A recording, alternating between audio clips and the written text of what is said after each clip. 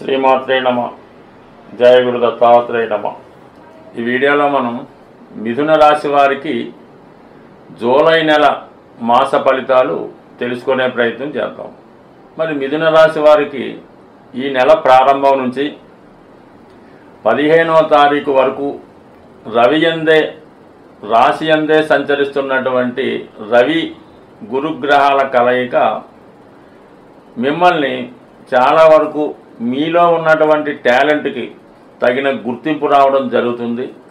మీలో సడన్గా వచ్చినటువంటి ఈ ఆకర్షణ శక్తి వల్ల మీరు ఎక్కడికి వెళ్ళినా కూడా మీ యొక్క పనులు చాలా వరకు విజయవంతంగా పూర్తి అవ్వడం జరుగుతూ ఉంటుంది. అంటే తృతీయాధిపతిగా రవి రాశి యందు ప్రవేశించడం వల్ల జాతకుడికి ఒక టెక్నికల్ నైపుణ్యం కానీ క్రీడా సామర్థ్యం కానీ ఒక విధమైనటువంటి శక్తి అతనికి రావడం జరుగుతూ ఉంటుంది. ఇది ఈ కరాటే అలాగే ఏదైనా బాక్సింగ్ పోటీలో ఉన్న వాళ్ళకి కానీ క్రికెట్ లాంటి క్రీడా రంగంలో ఉన్న వాళ్ళకి కానీ వాళ్ళలో ఉన్నటువంటి స్టామినా నైపుణ్యం పెరగడం వల్ల సునాయాసంగా ఏదైనా పోటీలో విజయం సాధించడం జరుగుతూ ఉంటుంది. అలాగే గురువు రవి కలియడం వల్ల మరి ఈ రెండు గ్రహాలు కూడా అటు ధనానికి ప్రభుత్వానికి కారణం అవడం వల్ల ఎవరైనా కొంతవరకు ప్రభుత్వపరమైనటువంటి ఉద్యోగం కొరకు ప్రయత్నం చేస్తున్నా లేదా ప్రస్తుతం మీరు చేస్తున్నటువంటి ఉద్యోగంలో మీకు ప్రమోషన్ రావడం కానీ లేదంటే వ్యక్తిగతంగా మీరు ఇంకా బెటర్ ఉద్యోగానికి మారడానికి కానీ ఈ నెల 15వ తారీఖు వరకు మీకు అవకాశం ఉన్నది. అంటే గురువు మీకు దశమాధిపతిగా రాశి యందు ప్రవేశించడంతో ఆటోమేటిక్గా మీలో ఉన్నటువంటి సామర్థ్యం పెరుగుతుంది. మిమ్మల్ని మీరే గొప్పగా హైలైట్ చేసుకునే విధంగా ఉంటుంది. అంటే దశమ స్థానాధిపతికి తృతీయ స్థానాధిపతికి కలిసినప్పుడు కంపల్సరీగా ఉద్యోగంలో ప్రమోషన్ కానీ మార్పు కానీ రావడం జరుగుతుంటుంది. అలాగే ఎటువంటి కాంపిటీషన్లో ఉన్న సక్సెస్కి కారణం అవుతుంది. కాబట్టి మీరు మీ అర్హతకు తగ్గ విధంగా ప్రస్తుతం మీరు ఏ ప్రయత్నం చేపట్టినా అది కంపల్సరీగా మనకి ఈ నెల ప్రథమార్థంలో 15వ తారీఖు లోపల సక్సెస్ అవుతుంది. దాని తర్వాత కూడా మరొక అద్భుత యోగం ఏర్పడడం జరిగింది. ధనస్థానంలో ఉన్నటువంటి బుధగ్రహంతో రవిగ్రహం కలిసి ఒక బుధాదిత్య యోగం లాంటి యోగం ఏర్పడింది. అంటే ధనస్థానంలో యోగం ఏర్పడడం వల్ల ఆర్థిక పరంగా మీకు అనుకూలత ఏర్పడుతుంది. ప్రభుత్వ పథకాలు మీకు అనుకూలంగా రావడం జరుగుతూ ఉంటుంది. అంటే బుధుడు కారణం వల్ల ఏమవుతుందంటే స్థిరాస్తుల వలన తల్లిగారి వలన మీలో ఉన్నటువంటి టాలెంట్ రాష్ట్రాధిపతిగా ఉండడం వల్ల 100% దానికి గుర్తింపు వస్తుంది. అలాగే రవి ప్రభుత్వ కారకుడు అవడం వల్ల కామన్గా మీకు ప్రభుత్వ పథకాలు కానీ ప్రభుత్వ సహకారం కానీ లభిస్తూ ఉంటుంది. చాలా వరకు మిథున రాశిలో ఈ మీడియా రంగంలో కానీ టీవీ యాంకరింగ్ న్యూస్ సంబంధించిన వాటిలో ఉన్న వాళ్ళకి చాలా వరకు వాళ్ళ యొక్క రెమ్యునేషన్ పెరుగుతుంది. వారి వాక్చాతుర్యం పెరగడం వల్ల ఉన్నది ఉన్నట్టు యథార్థంగా మాట్లాడడం వల్ల కొన్ని విమర్శలు వచ్చినప్పటికీ కూడా చాలా మంచి గుర్తింపు పేరు మీరు ఒక జర్నలిస్ట్గా ఉంటే అది 100% మిమ్మల్ని సక్సెస్ఫుల్ వైపు తీసుకెళ్లే అవకాశం 100% ఉంటుంది. ఇంకా గొప్ప విషయం ఏంటంటే అది అదృష్టాన్ని కలిగించే విషయం. మనకి శుక్రుడు మీకు పంచమ వ్యయాధిపతిగా మిథున రాశి వారికి శుభాన్నిచ్చే ఏకైక గ్రహం శుక్రగ్రహం. అటువంటి శుక్రుడు 12వ స్థానంలో స్వక్షేత్రంలో ఇంచుమించుగా ఈ నెల చివరి వరకు 26, 27 తేదీల వరకు సంచరించడం జరుగుతూ ఉంటుంది. మరి 12వ స్థానం సుఖస్థానం అవడం వల్ల అలాగే విదేశ వ్యవహారాలు దూర ప్రాంత ప్రయాణాలు ఇన్వెస్ట్మెంట్స్ ఇవన్నీ కూడా 12వ స్థానం బట్టి చెప్తుంటాయి. మనం ఒక వాహనం కొనాలన్నా ఒక గృహం నిర్మించుకోవాలన్నా అలాగే విదేశానికి టికెట్ తీసుకోవాలన్నా వ్యయస్థానం బలంగా ఉండాలి. అక్కడ మంచి శుభగ్రహాలు వచ్చడం వల్ల మంచి కార్యక్రమాలకి ధన వ్యయం జరుగుతూ ఉంటుంది. ఇప్పుడు శుక్రుడు మీకు 12వ స్థానంలో రావడం వల్ల మీ కుటుంబంలో ఉన్నటువంటి స్త్రీలకి భార్యకి కానీ మదర్కి కానీ కుమార్తెలకు కానీ వీళ్ళకి వారికి కావాల్సినటువంటి విలువైనటువంటి ఆభరణాలు వస్త్రాలు అవి మీరు వారికి సమకూర్చుకుంటారు. గృహంలో ఖరీదైన వస్తువులు సమకూర్చుకోవడం వాహనం లాంటిది ఏర్పాటు చేసుకోవడం జరుగుతూ ఉంటుంది. అలాగే మీలో ఉన్నటువంటి సరదాలకి ఎంటర్టైన్మెంట్కి విందు వినోదాలకి కూడా కొంత ధనాన్ని ఖర్చు పెట్టే అవకాశం ఉంటుంది.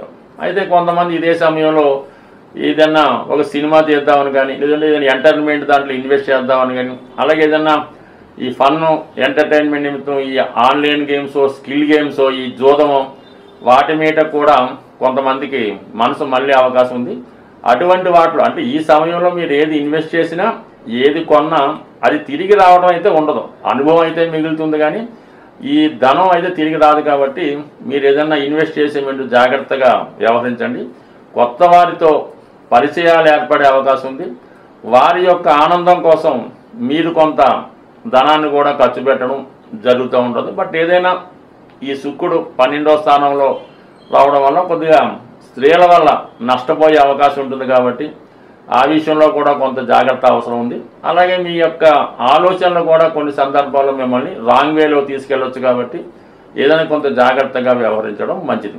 100% అష్టమాధిపతి శని దశమంలో ఉండడం, రాశి యందు ఏర్పడినటువంటి రవి గురుల కలయిక, ఇవన్నీ కూడా మీకు ఉద్యోగంలో ప్రమోషన్ కానీ అభివృద్ధి కానీ తప్పనిసరిగా అవకాశం ఉంది. ఈ 3వ స్థానంలో సంచరిస్తున్నటువంటి ఈ కుజ కేతువుల కలయిక ఏదైనా ధైర్యంగా మీరు ముందుకు వెళ్ళడానికి చాలా మంచి అవకాశాలు ఈ సమయంలో రావడం జరుగుతుంది. సో ఏదైనా తొందరపాటు చర్యలు లేకుండా నిదానంగా సావధానంగా నిర్ణయం తీసుకొని మీ ప్రయత్నం చేయడం వల్ల 100% మీ యొక్క పనిలో విజయం తప్పక లభించే అవకాశం ఉంది. ప్రతి ఒక్కరికి కూడా ధనం అన్నది చాలా ఇంపార్టెంటు. ఆ ధనం ప్రతి వాళ్ళు సంపాదిస్తూ ఉంటారు. అయితే వచ్చిన ఆదాయం కన్నా ఎక్కువ ఖర్చు అవ్వడం వల్ల రుణగ్రస్తులు అవ్వడం జరుగుతూ ఉంటుంది.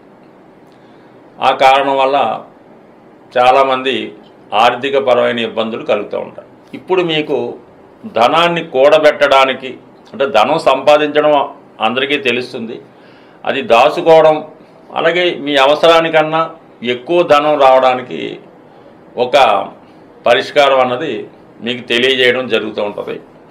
అది సింపుల్గానే ఉండడం జరుగుతూ ఉంటుంది. అయితే ఇది నమ్మకంతో చేయవలసి ఉంటుంది.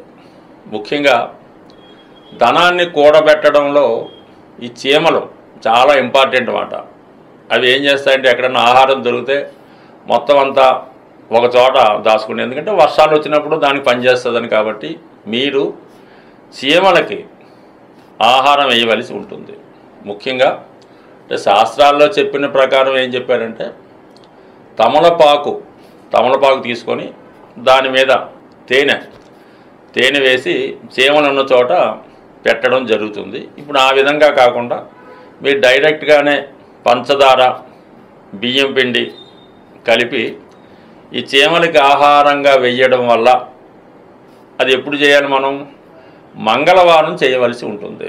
అంటే కుజుడు సంబంధించిన వారం అవటం వల్ల అది ఆ మంగళవారం రోజు ఈ చీమలకి ఆహారంగా వేయడం వల్ల కంపల్సరీగా మీకు ఈ ధనం పోగవుతుంది అన్నమాట. సేవింగ్స్ అవుతాయి, ఖర్చులు తగ్గుతాయి.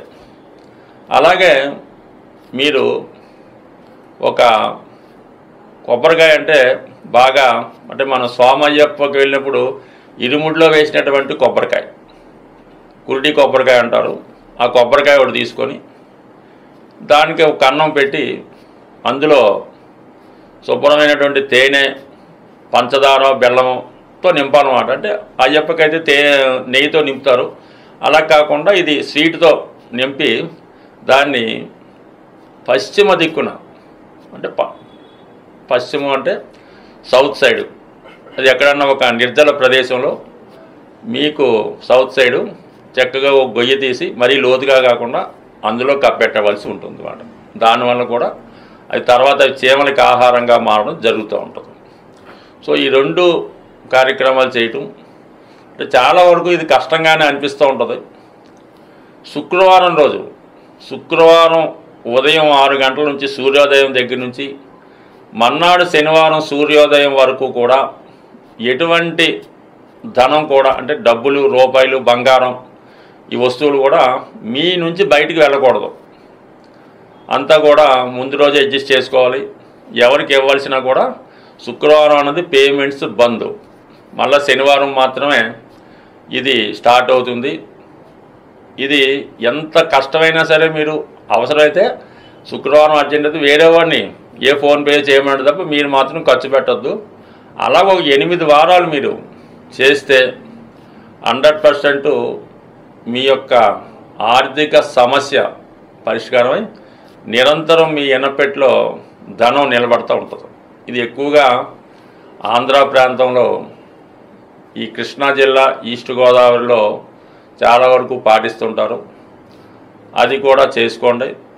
దాని తర్వాత ఏంటంటే వీలైతే శుక్రవారం రోజు కనకదార స్తోత్ర పారాయణ, లక్ష్మీ అష్టోత్తరం, శ్రీ సూక్తం చదవడం, స్త్రీలని అంటే మీ కుటుంబంలో ఉన్నటువంటి స్త్రీలని ఏదైనా పండగలు అది వచ్చినప్పుడు ముఖ్యంగా ఆడపడుచులకి పిలిచి వాళ్ళకి ఈ చీర సారే లాంటివి పెట్టడం జరుగుతుంది.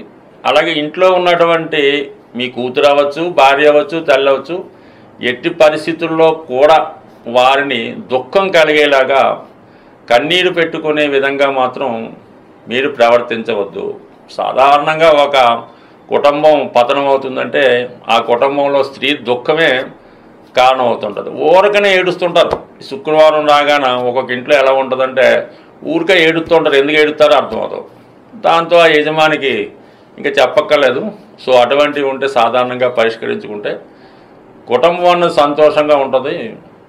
అది మన నియమంగా ఉండడం అంటే కామన్గా ఈ శుచి శుభ్రత అవన్నీ కామన్గా ఉంటాయి. ఈ కొద్దిపాటి రెమెడీలు మీరు పాటిస్తే తర్వాత ఇంకా బెటర్ రెమెడీస్ తెలుసుకునే ప్రయత్నం చేద్దాం. స్వస్తి.